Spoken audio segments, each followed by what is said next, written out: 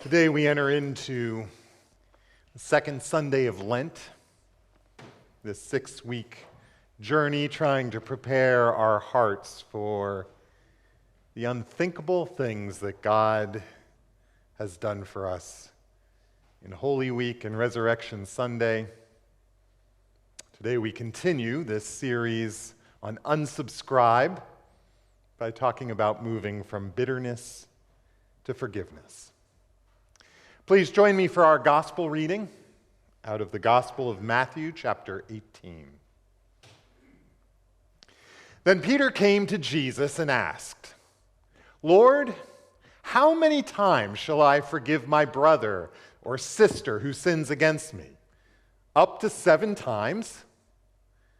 Jesus answered, "I tell you, not 7 times, but 77 times. Others say 7 times 70 times. Therefore, the kingdom of heaven is like a king who wanted to settle accounts with his servants. He began the settlement, and a man who owed him 10,000 bags of gold was brought to him. Since he was not able to pay, the master ordered that he and his wife and his children and all that he had be sold to repay the debt. At this, the servant fell on his knees before him. "Be patient with me," he begged, "and I will pay back everything." The servant's master took pity on him, canceled the debt, and let him go. But when the servant went out, he found one of his fellow servants who owed him 100 silver coins. He grabbed him and began to choke him. "Pay back what you owe me," he demanded.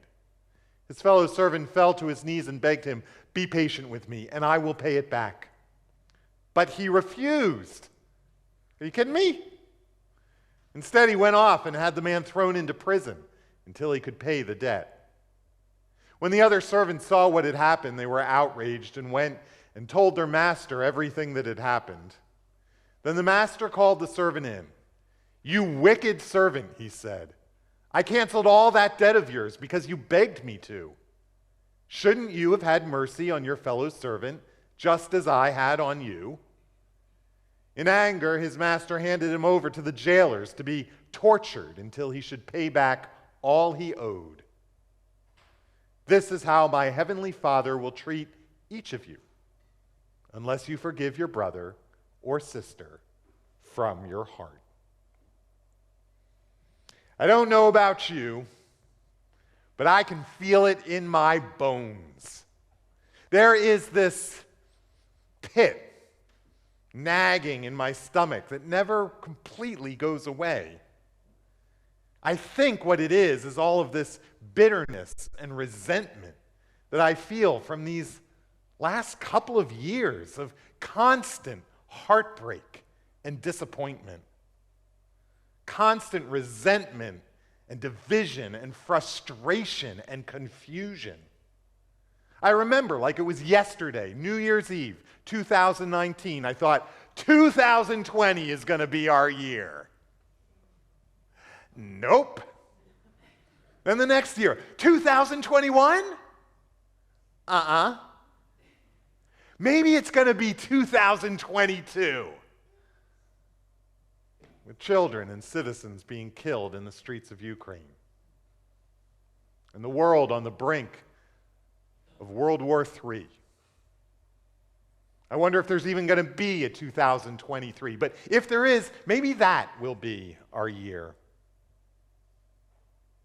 And then every tough decision that needs to be made, it feels more tense than normal, like the stakes are so much higher than normal.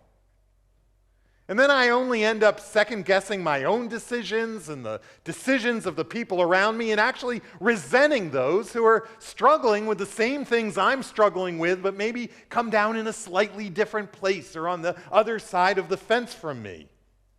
It hardly matters what the issue is. Should we keep the church open or shut it down? Should we quarantine or go out, wear masks, get vaccination, or are we shooting for herd immunity? Should I get Moderna or Pfizer or Johnson & Johnson? No, I think we're all in agreement you should not get Johnson & Johnson. Who should I vote for? Should we be sending fighter jets to the Ukraine? Should we put up that banner? It feels like the stakes are so high on everything right now, and wherever we fall, we're bound to have people upset with us, right? In our nation, in our community, even in our own family, even in our own church. Which I don't know about you, but it makes me feel a little bit angry at the people who are angry at me. Isn't that silly? It's like I keep forgetting that pretty much everyone is just trying to do the best they can with the information they have, right? I mean, maybe everyone other than Putin right now. You know, I've become completely convinced that when we sign on for this Christian adventure, we really have no concept of how revolutionary a thought this whole thing is. What a radical reorientation it involves in everything that we understand and know about the world and our lives and community and the people in it. And I don't know if there's anywhere where this radical reorientation is more starkly on display than in the parable of the unforgiving servant. It's only found here in the Gospel of Matthew, and it caps off this long section where Jesus is teaching his disciples about the nature of this revolution that Jesus is bringing in the way that it should change the way that they treat each other as disciples. And so in verse 21, Peter comes up to Jesus and he says, Jesus, how many times must I forgive someone who sins against me? Maybe I'm thinking up to 7 times. And we need to be really clear here that there was a very straightforward law for the Jewish scriptures about this, that the law required that a good Jew should forgive their neighbor up to 3 times. So Peter is really, he thinks he's being very magnanimous here. He's doubling the minimal requirement and then adding one on top for good measure. But Jesus knocks poor Peter right off of his high horse by saying, not 7 times, but 77 times. Or other translations, they think it's 7 times 70 times, which would be 490 times. But either way, basically what he's saying is there is no end to how many times we're supposed to forgive our neighbors. And then he launches into this story. It's a strange little parable, easily broken down into 3 parts. First, there's how the king deals with his servant by freely forgiving him for an unfathomable astronomical debt. I'm not sure if this was NIV. Interesting, it said bags of gold. The actual translation is 10,000 talents. And a talent back in the biblical days, they're not sure exactly how to count it, but it's the highest sum of money that anyone knew of. It's probably the equivalent to at least quite a few $1 billion worth, like a small country's worth of debt.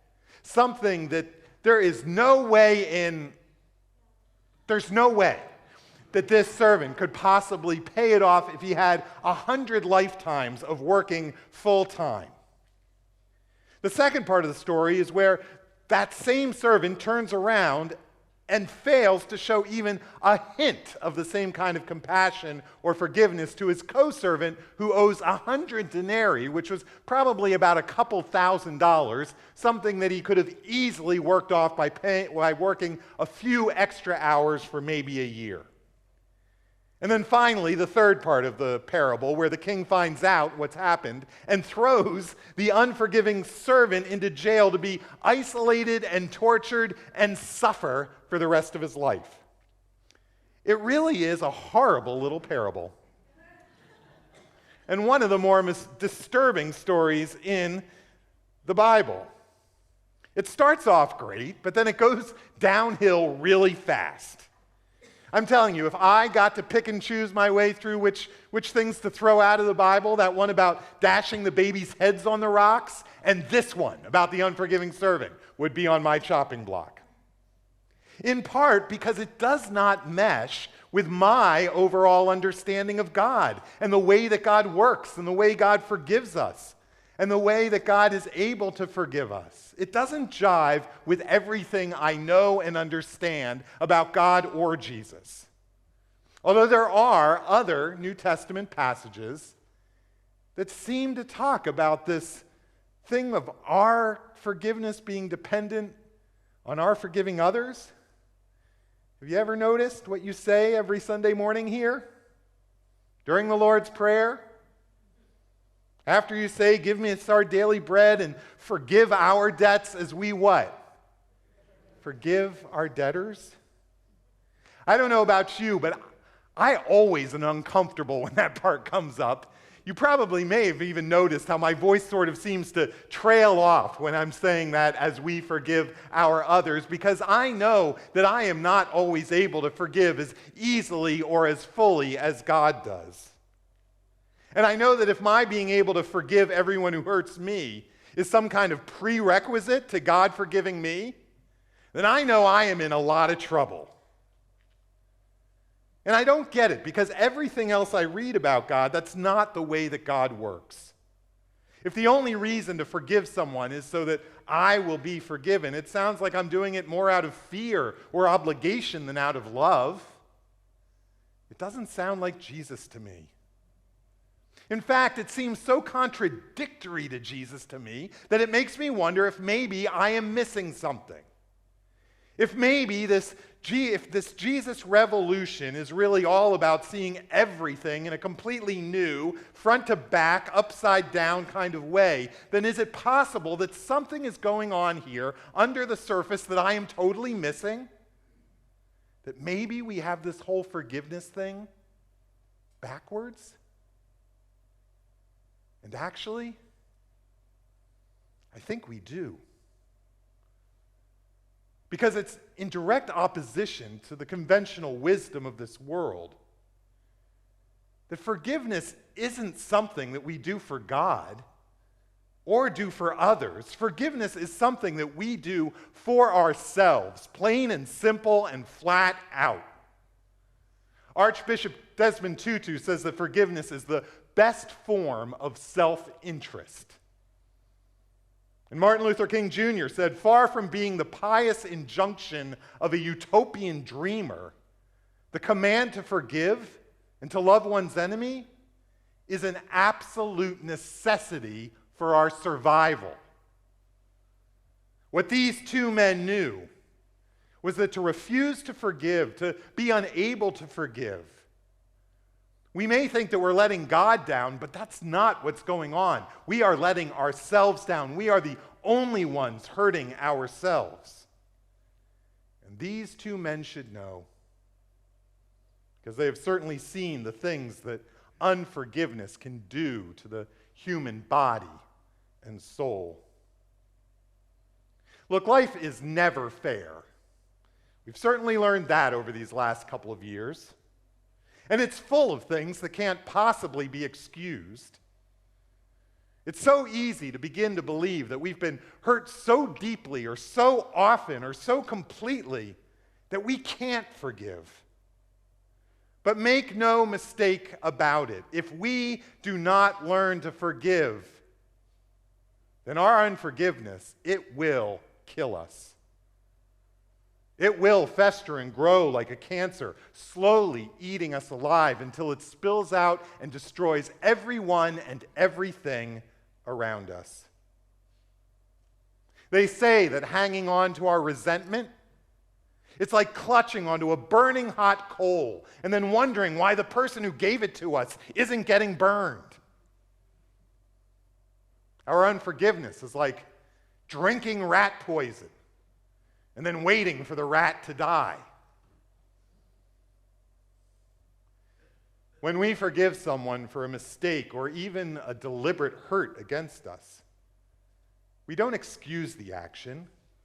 We don't pretend that it's okay. We just try to see beyond it, to the imperfect person on the other side, and to care about them despite what they have done.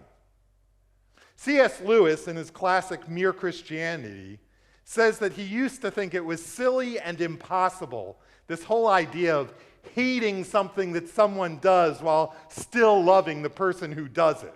What is it, that old saying? Love the sinner but hate the sin. And then he says, but years later, it occurred to me that there was one man who I had been doing this for my entire life, namely, me. However much I might hate my cowardice and conceit and my greed, I go right on loving myself. There had never been any of the slightest bit of confusion about that. In fact, it was precisely because I loved myself so much that I was kind of sorry that I was the sort of person who would do these things. He goes on to say that Christianity doesn't expect us to reduce by one atom the hatred that we feel for cruelty or treachery or injustice.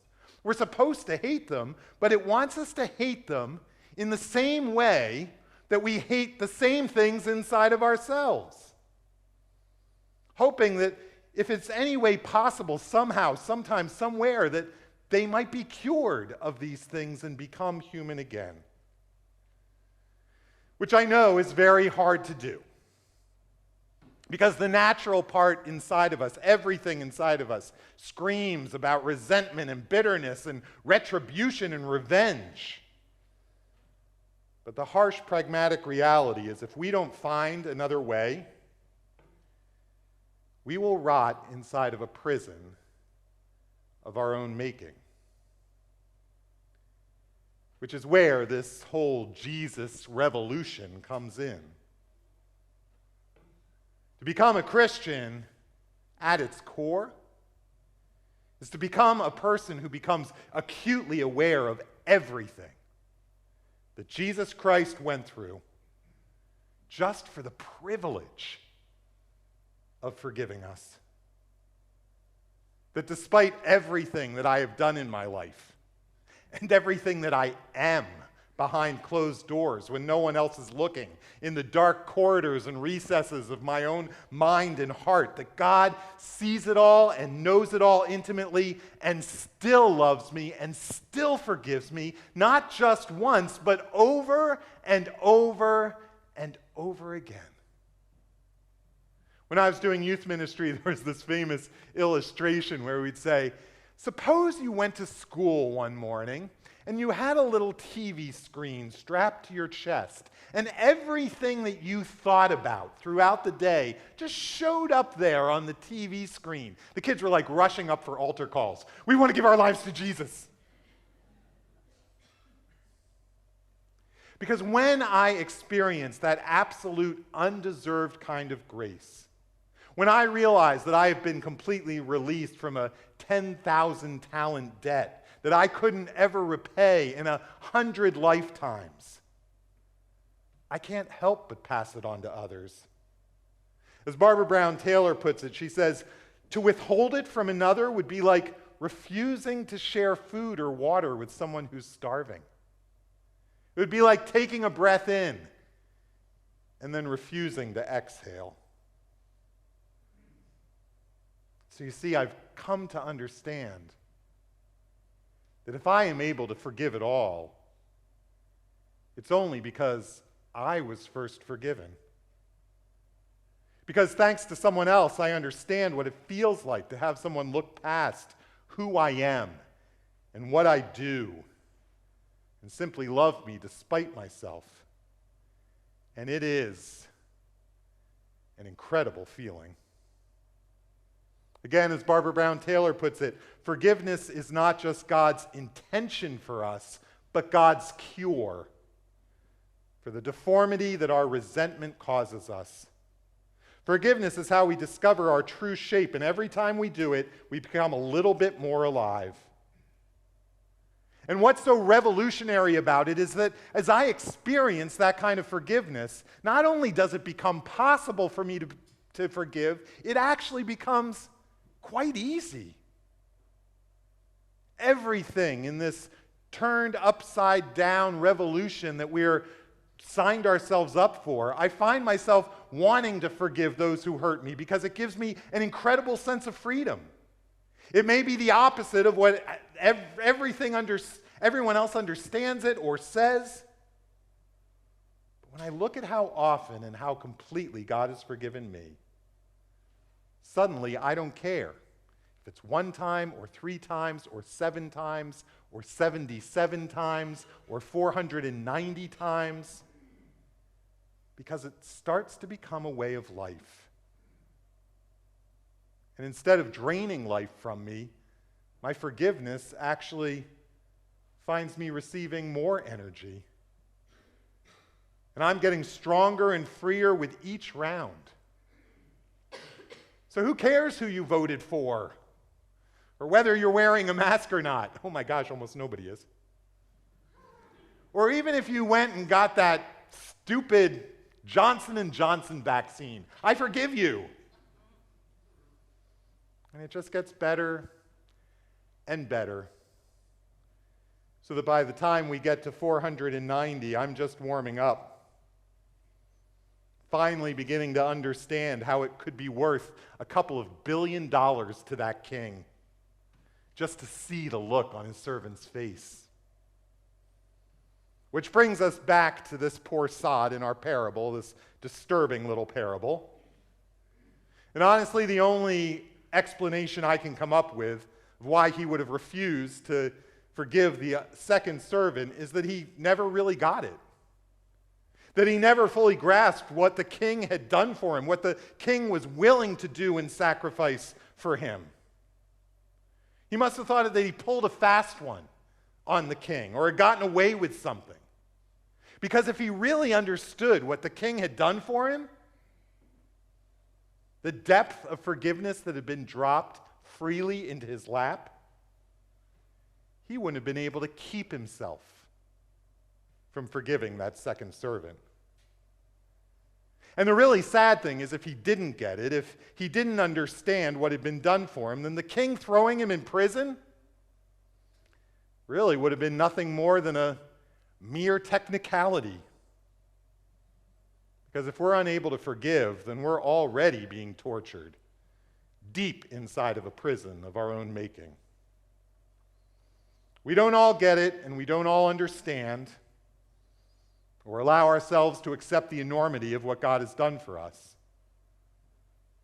But for those who do, they quickly come to understand what this revolution is all about. And it changes everything.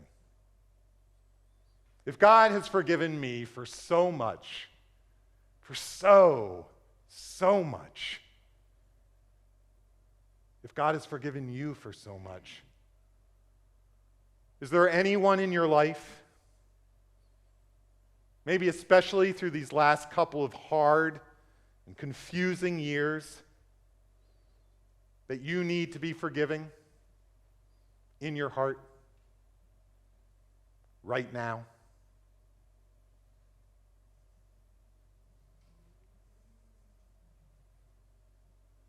Amen.